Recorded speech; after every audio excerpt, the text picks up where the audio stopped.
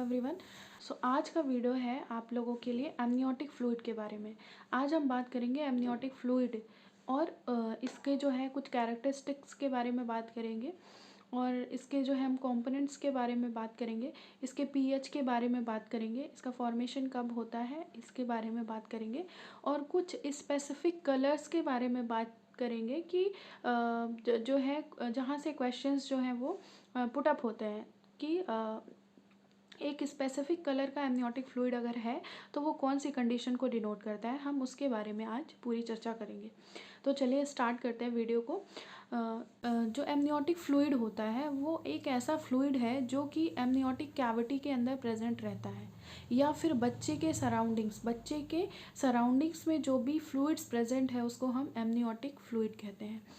Amniotic fluid जो होता है इसका जो कॉम्पोजिशन है वो दो चीज़ों से मिलके बना हुआ है एमनियोटिक फ्लूइड। एक तो होता है वाटर और दूसरा होता है सॉलिड मटेरियल। तो जो वाटर है वो आपका 98 से 99% जो होता है वो वाटर होता है।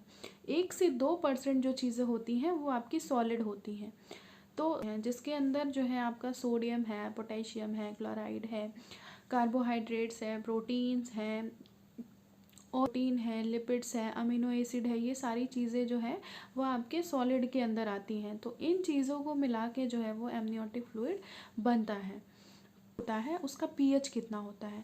एमनियोटिक फ्लूइड का जो पीएच होता है वो आपका एल्कलाइन नेचर का होता है और वो 7.6 होता है। एमनियोटिक फ्लूइड का जो पीएच होता है वो 7.6 होता है और ये अल्कलाइन नेचर का होता है। अगर हम बात करें कि इसका फॉर्मेशन कब होता है तो एमनियोटिक फ्लूइड का जो फॉर्मेशन है वो आपका 10 to 12 पोस्ट ओबलेटरी डेज पे एमनियोटिक फ्लूइड का फॉर्मेशन जो है वो शुरू हो जाता है अगर प्रेगनेंसी जो है वो कंसीव हो चुकी है। उसके बाद हम बात करेंगे इसके स्पेसिफिक ग्रेविटी के बारे में। तो जो एमनियोटिक फ्लूइड की स्पेसिफिक ग्रेविटी होती है वो 1.040 जो है वो एमनियोटिक फ्लूइड की स्पेसिफिक ग्रेविटी होती है। नेक्स्ट हम बढ़ेंगे कि इसके कंपोनेंट्स क्या हैं। तो जो इसके कंपोनेंट्स हैं वो हैं दो कंपोनेंट्स। पहला कंपोनेंट जो होता है वो होता है माइनर कंपोनेंट्स और दूसरा जो कंपोनेंट्स होता है वो होता है मेजर कंपोनेंट्स। तो जो माइनर कंपोनेंट्स हैं वो आपका है मैटरनल ट्रांसोडेट्स और जो मेजर कंपोनेंट्स है वो है आपका फीटल यूरिन यानी बच्चे का जो यूरिन है वो। और मैटरनल ट्रांसोडेट्स का मतलब ये हुआ कि जब भी जो है जो प्रेगनेंसी होती है या प्रेगनेंसी कंसीव होती है तो वो एक नॉर्मल फिजियोलॉजिकल कंडीशन है।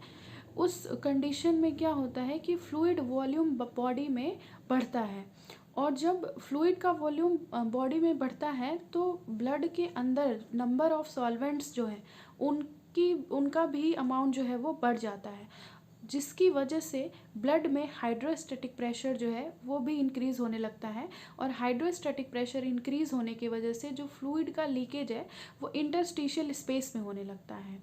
तो ये जो है फॉर्म करते हैं ट्रांसोडेट्स को। ये हो गया आपका मैटरनल ट्रांसोडेट्स। अब हम बात करेंगे कि जो एमनियोटिक फ्लूइड है उसका नॉर्मल कलर क्या होता है एमनियोटिक फ्लूइड का। तो नॉर्मल कलर स्टार्टिंग में जो है ये इनिशियल फेज़ में कलरलेस होता है। वैसे तो इसका कोई कलर नहीं होता है, लेकिन जैसे जैसे टर्म प्रेगनेंसी होती है वैसे ही ये पेल कलर का, एम्बर कलर का, या फिर हम स्ट्रॉ कलर या फिर हम इसको यूरिन कलर का भी बोल सकते हैं क्योंकि इसमें यूरिन की मिक्सिंग हो जाती है, इसलिए इसका कलर जो है वो चेंज हो जाता है। उसके बाद हम इसके अमाउंट्स की बात करेंगे जो कि बहुत ज़्यादा इम्पॉर्टेंट है एग्ज़ाम पॉइंट ऑफ व्यू से कि क्या इसका जो है वो अमाउंट होता है। ये बेसिकली एग्ज़ाम्स के वाइवा में भी या फिर किसी भी कंपटीशन में, कोई भी स्टेट के एग्ज़ाम में या फिर अदर एग्ज़ाम में भी आपको देखने को मिल सकता है कि अमाउंट जो है वो एमनियोटिक फ्लूइड का कितना होता है। तो चलिए बात करते हैं अमाउंट्स की। 12 वीक पे जो एमनियोटिक फ्लूइड होता है वो 50 ml होता है। जो 12 वीक की प्रेगनेंसी होती है उस पर एमनियोटिक फ्लूइड 50 ml होता है। 20 वीक की प्रेगनेंसी पे 400 ml होता है। 36 वीक की प्रेगनेंसी पे 1 लीटर होता है यानी 1000 ml होता है। और टर्म प्रेगनेंसी पे ये आपका 700 से 800 जो है ml बनता है एमनियोटिक फ्लूइड। हम नेक्स्ट बात करेंगे clinical significance of the amniotic fluid, मतलब जो एमनियोटिक फ्लूइड है उसका क्लिनिकल सिग्निफिकेंट क्या है। सो क्लिनिकल सिग्निफिकेंस में अगर हम देखें तो नॉर्मल कलर जो होता है एमनियोटिक फ्लूइड का वो पेल कलर होता है या एम्बर कलर होता है या स्ट्रॉ कलर होता है। लेकिन अगर वही एमनियोटिक फ्लूइड अगर ग्रीन कलर का हो जाए, दैट मीन्स कि जो बेबी है उसने म्यूकोनियम को जो है वो एस्पिरेट कर लिया है, मतलब म्यूकोनियम को उसने सॉलो कर लिया है। डिस्ट्रेस है, यानी बच्चा जो है वो डिस्ट्रेस में है। और अगर गोल्डन कलर का एमनियोटिक फ्लूइड है तो RH इनकम्पेटिबिलिटी है। अगर गोल्डन कलर का एमनियोटिक फ्लूइड दिखाई पड़ रहा है तो जो है RH इनकम्पेटिबिलिटी की कंडीशन है। एमनियोटिक फ्लूइड जो है सैफरॉन कलर का दिखाई दे रहा है तो वो पोस्ट टर्म या फिर पोस्ट मैच्योरिटी का केस है। और अगर एमनियोटिक फ्लूइड जो है वो रेड कलर का, डार्क रेड कलर का दिखाई दे रहा है तो इसका मतलब वो हैमरेज की कंडीशन है। और अगर एमनियोटिक फ्लूइड ब्राउन कलर का दिखाई दे रहा है तो इसका मतलब इंट्रा यूट्राइन डेथ है, जो बेबी है वो उसकी डेथ हो चुकी है, तो उसका एमनियोटिक फ्लूइड जो होगा वो ब्राउन कलर का दिखेगा। डार्क ब्राउन भी कह सकते हैं या फिर हम इसको टोबैको कलर भी कह सकते हैं। अगर टोबैको कलर या डार्क ब्राउन कलर का दिख रहा है दैट मीन्स कि बेबी जो है वो डेथ कर चुका है। तो ये था क्लिनिकल सिग्निफिकेंस। नेक्स्ट हम कुछ बात करेंगे कि एमनियोटिक फ्लूइड जो है उसका बेसिकली फंक्शन क्या होता है। कभी कभी फंक्शंस भी पूछ ले जाते हैं कि एमनियोटिक फ्लूइड का जो है फंक्शन बताइए।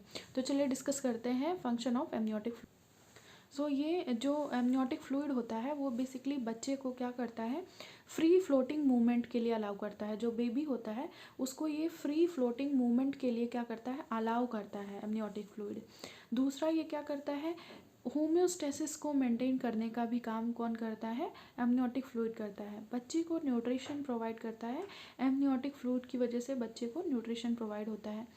फीटस को ये क्या करता है, एक तरीके से प्रोटेक्शन भी प्रोवाइड करता है और एक शॉक एब्जॉर्बर का भी ये काम करता है। तो ये था एमनियोटिक फ्लूइड के बारे में कुछ पॉइंट्स कि हमने थोड़ी बहुत बातें की।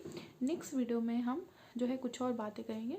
तब तक के लिए thank you all of you and keep watching and